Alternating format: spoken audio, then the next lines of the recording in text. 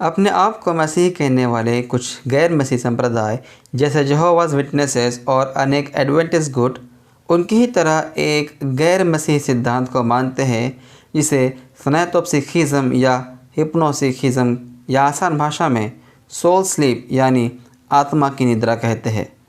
दुख की बात तो यह है कि कई अन्य मसीह भी जाने अनजाने में इस गैर मसीह सिद्धांत को मानते हैं। यह सिद्धांत कैसे गलत और गैर मसीही है यह हम इस वीडियो में देखेंगे।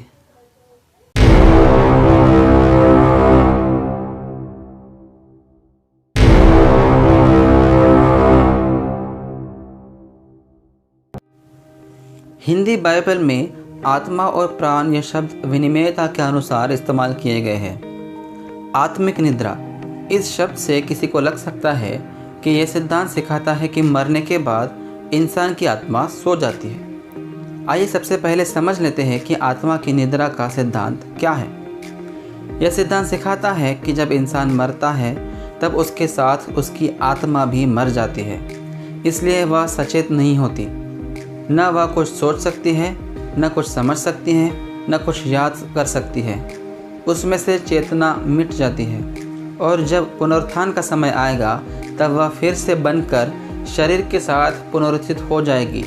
इसलिए मृत्यु और पुनरुत्थान के बीच के काल को आत्मिक निद्रा कहा जाता है। इस सिद्धांत को बाइबल या सच्ची कलीसिया की 2000 सालों की शिक्षा का कोई भी आधार नहीं है। किसी भी अन्य गलत सिद्धांत की तरह यह सिद्धांत भी बाइबल के वचनों के गलत अर्थ निकालने से पैदा हुआ है। इस सिद्धांत के लिए सभोपदेशक की किताब के जिन वचनों को आधार बनाया जाता है वह साफ साफ सिर्फ शारीरिक मृत्यु के बारे में बात करते हैं। जीवित और मृत शारीरिक गतिविधियों के बीच तुलना करते हैं। सभोपदेशक की किताब में कहीं भी मृत्यु के बाद की आत्मा की स्थिति का वर्णन नहीं है, बल्कि पूरी किताब सिर्फ इंसान के जन्म से लेकर शारीरिक मृत्यु के समय तक का ही वर्णन करती है।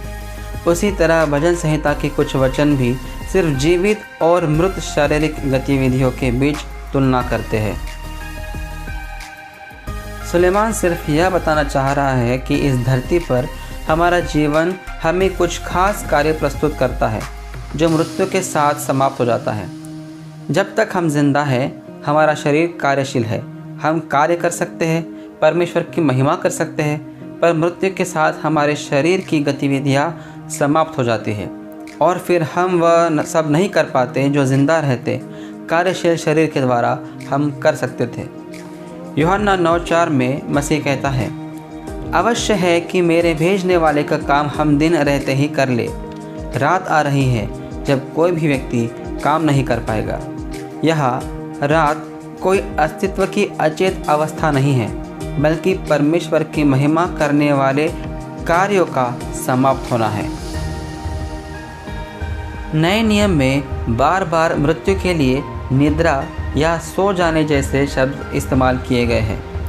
जब कोई इंसान मरता है तब सीधे वह इंसान मर गया कहने के बजाय इसे अलग अलग तरह से कहा जाता है, जैसे कि अल्लाह को प्यारा होना, गुजर जाना, नहीं रहना, छोड़कर चले जाना, देहांत होना इत्यादि। उसी तरह नए नियम में भी मृत्यु के लिए निद्रा या सो जाने जैसे शब्द का इस्तेमाल किया गया है। उसमें कहीं भी आत्मा के सोने या मरने का संबंध नहीं है। जब इंसान मरता है तब उसकी आत्मा उसके शरीर के साथ नष्ट नहीं हो जाती, ना ही नींद में सो जाती है, बल्कि शरीर से अलग हो जाती है। आत्मा अमर है और सदा सचेत है। आत्मा को जीवित रहने के लिए शरीर की ज़रूरत नहीं होती। एलिया नबी द्वारा सारपत की विधवा के बच्चे को जिलाने की घटना में हम देखते हैं कि जब नबी ने मृत बच्चे के लिए प्रार्थना की तब बालक का प्राण उसमें लौट आया। इसका मतलब है कि प्राण या आत्मा शरीर से अलग था। ऐसी ही घटना याईर की पुत्री के साथ भी घटी। प्रभु के पुकारने से लड़की के प्राण लौट आए।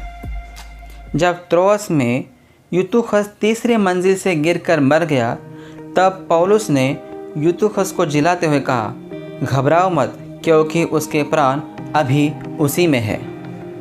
मत्ती 17:3, इब्रानी 12:23, प्रकाशित वाक्य 6:9-10 और 4:10, लूका 16:27-28, पहला पतरस 3:19 में हम देखते हैं कि मृत्यु के बाद भी सब लोग, चाहे वह मसीह हो या गैर मसीह, अच्छे हो या बुरे, सब सचेत रहते हैं, अपनी भावनाएं, आनंद या दुख व्यक्त करते हैं, अपने भौतिक जीवन को याद कर सकते हैं, अपने परिजनों के लिए चिंता और प्रार्थना करते हैं।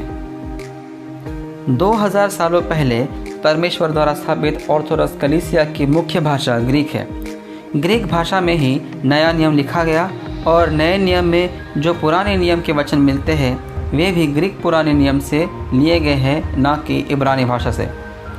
ऑर्थोडॉक्स कलीसिया में ईश जननी मरियम की मृत्यु का एक त्यौहार है, जिसे ग्रीक भाषा में की मिसिस्टिस theotoko मतलब ईश जननी की निद्रा कहा जाता है। यहाँ निद्रा के लिए वही शब्द है जो नए नियम में 18 बार मिलता है और जिसका उपयोग शारीरिक मृत्यु दर्शाने के लिए किया गया है। इस शब्द को हम आगे देखेंगे। इस पर्व का आइकॉन अगर आप देखें तो आपको दिखाई देगा कि ईश जननी का शरीर मृत अवस्था में पड़ा हुआ है, पर उसकी सचेत आत्मा प्रभु यीशु मसीह के हाथों में है। कुछ लोग ऐसे भी हैं जो कहते हैं कि सिर्फ सच्चे मसीहियों की आत्माएं सचेत रहती है और दूसरों की सो जाती है या मर जाती है। इस बात में भी कोई तथ्य नहीं है। जब भी नए नियम में मृत्यु के लिए सो जाना कहा गया है, वह ग्रीक भाषा में कीमा ओमी क्रियापद का उपयोग किया गया है। यह शब्द 18 बार इस्तेमाल किया गया है, जिसमें से 14 बार इसका उपयोग मृत्यु के लिए किया गया है। 14 में से यह शब्द एक बार बिना किसी अच्छे या बुरे भाव के लिए, एक बार बुरे के लिए, 11 बार पवित्र लोगों के लिए और एक बार खुद यीशु मसीह के लिए इस्तेमाल किया गया है। इसलिए किसी भी तरह का आत्मिक निद्रा का सिद्धांत बिल्कुल भी शास्त्र सम्मत नहीं है।